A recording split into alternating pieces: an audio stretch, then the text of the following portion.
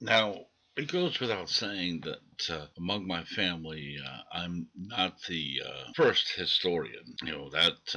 That role actually goes to my father, whom I'm named after, William Brower Sr. And now, in Dad's case, something that he always made it a point of doing during the course of my growing up was he always made it imperative that I understand that where I am at this point in time is because of the past.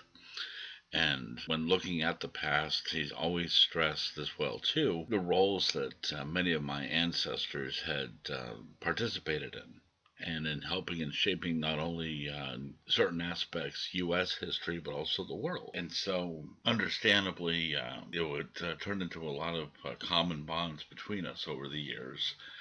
But among other factors, though, Dad and I had a few differences as well too. See, while my passion lies with predominantly Titanic and maritime history, he actually used to look more towards the sky.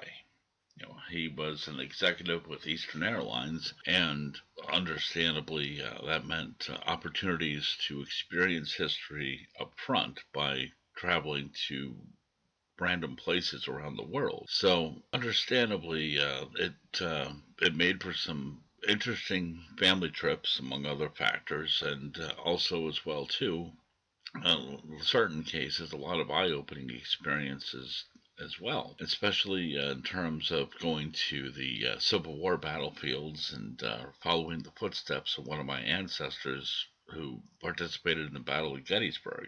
That particular moment would be ingrained in me for such a long time that it would actually finally reveal itself in the first story of the Dragon's Bane series. Yes, my house of weapons, relics, antiques, and everything else did not originally start with my own passion for history, mythology, or literature. That actually came from Dad.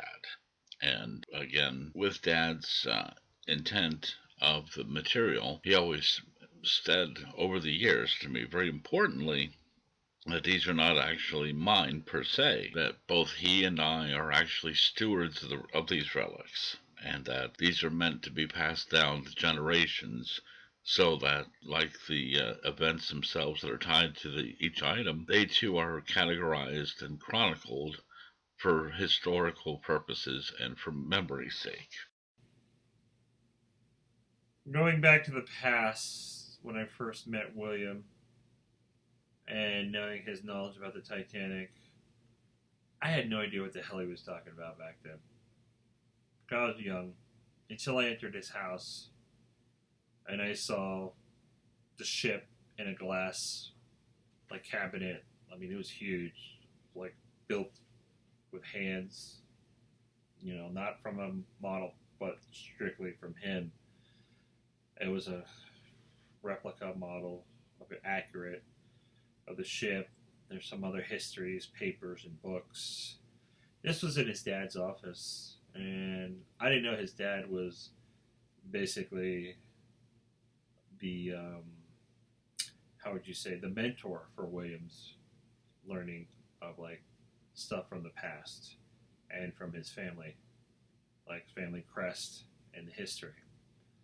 I do remember in the master bedroom there was this big ass fucking cabinet that had guns and swords that you can imagine that were like, oh, can we go? Can we take those out and play with them? I mean, they were so badass. But they were not to be touched by children. They're not toys. They're actually weapons. Of course, we know that. But being as a kid, when you play these army and medieval soldiers and all this stuff, and you have your own imagination, you want to fucking play with those things, but you can't. So, anyways, William's dad didn't really see him as much because he worked a lot. But every time when I did see him, he would kind of be quiet, docile. He'd be sitting on the couch with a nice, let's just say, scotch in hand. I'm using this as a replica. And he would just be sitting there quiet and like,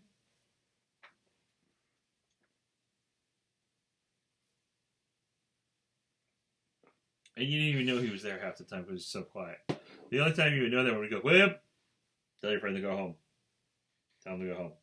And then William would be like, yes, sir. Like, snap into line, be like, okay, well, I gotta go now, so I'll see you next time, okay? Are you free tomorrow? I don't know. Well, okay, if you are, we'll hang out. Or the best was when we're outside, we were playing, and William would get into his, like, let's do this. So he would tell you, like, I'll be commander, you'll be this on this side, some kind of military tactical, like, whatever he wanted to do. Either not the Battle of Gettysburg or whatever, but it could be like something like this, the Spanish Inquisition or some shit like that. And then we would play in construction sites, like when houses were being built. So we had mounds, we had wood, we had leftover shit. We would throw rocks and make like hand grenades out of sand and stuff. He was very creative. We were very creative coming up with different ideas. But his dad would show up, no joke, on the construction site. Of course, he wore like the white shirt buttoned up and the slacks. And I shit you not, he would have the glass with the ice in it, with the scotch, and he would just pop over the mountain. William, the fuck you doing? Just playing. Well, leave that shit down. Tell your friends it's time to go home. We have to discuss a few things. You got 4 minutes.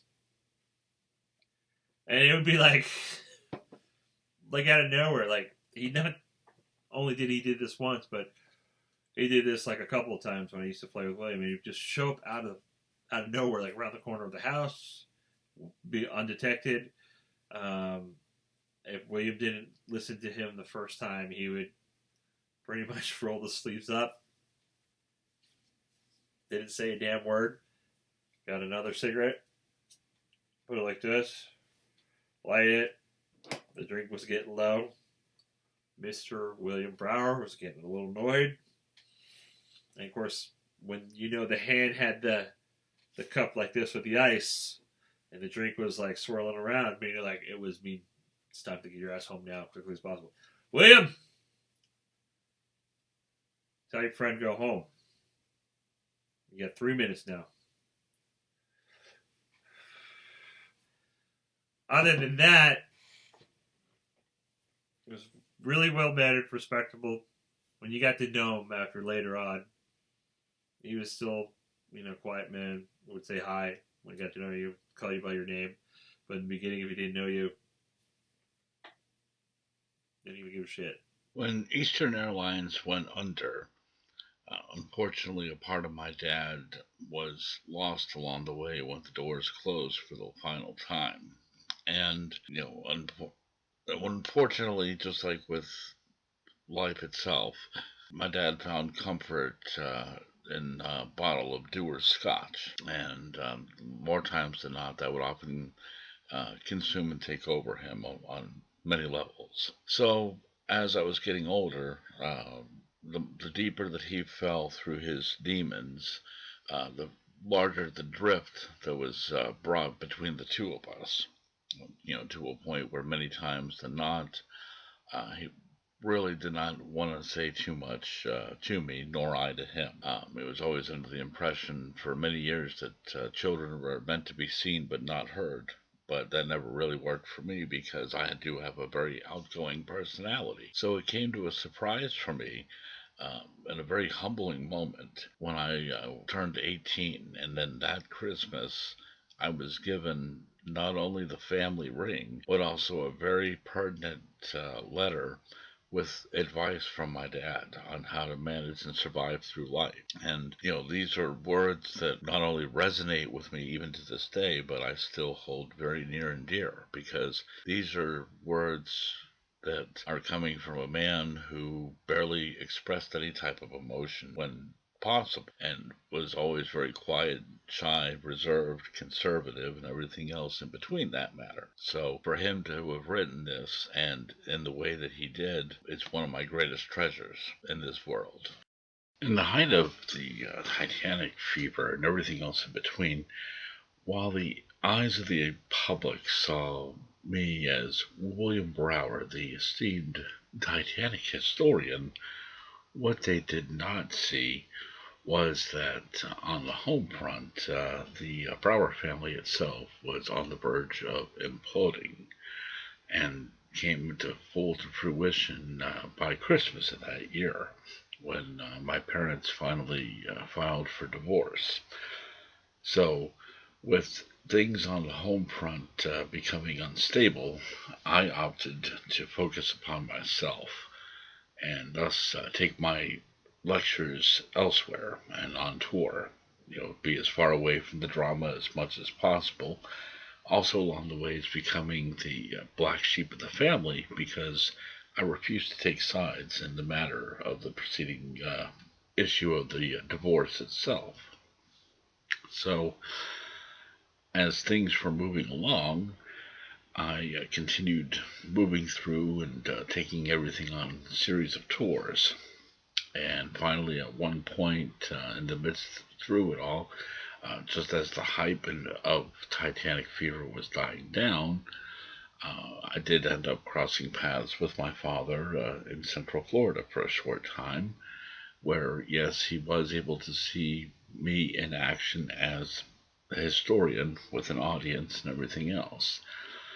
But of course, just like with anything else, this ended up becoming the last time that he and I actually saw each other physically. By 2008, I was back in my hometown with one book published and a few articles available through the local papers as a freelance writer, while I was also working at a retail distribution plant and pretty much just kind of working the regular 9 to 5 job more than anything else.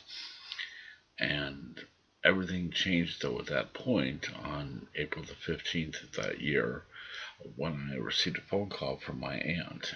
And you know, because of our conflicting schedules between a retail center and life itself, we finally connected by the time the shift had ended.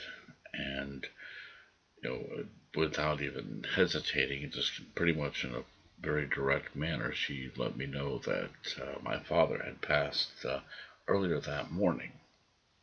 So I spent the rest of the day just deep in thought more than anything else, and in certain senses was also dreading as well too the upcoming service, which I was planning to attend out of a sense of duty, but also because of the simple fact that this was coming, to be the chance to see family members whom I had not seen nor really spoken to for almost a decade. And so there was always the concern of old wounds being reopened and things to that effect that I was slightly anticipating. I had an epiphany at the funeral service itself, hearing the stories from some of Dad's old coworkers and colleagues about some of the actions he had done and some of the memories that were shared about him. And it was at that moment that I realized exactly how many life lessons were instilled into me through him, and how much of him has been carried on by me as well too. And so, understandably, as the day progressed and it became time to leave, my mind was racked with millions of thoughts running around at the same exact time. And first and foremost, the initial thought was that I was surprised and, kind of its own pertinent life lesson to see exactly what the effects of alcohol poisoning was on somebody. And so to see a picture of my dad, not only before, but also even in the midst of after, shall we say, too, that was found online, just sitting at the bar and staring off into the distance, lost in his own thought, became a reminder of just what could happen and what could be. And in the midst of that, I also thought back to the letter that he had given to me for my 18th birthday, and how in the midst of it he also preached heavily upon the fact that he and I were the last heirs of the family bloodline. So at that point in time, I decided that my contribution to the family's legacy was going to be Dragon's Bane.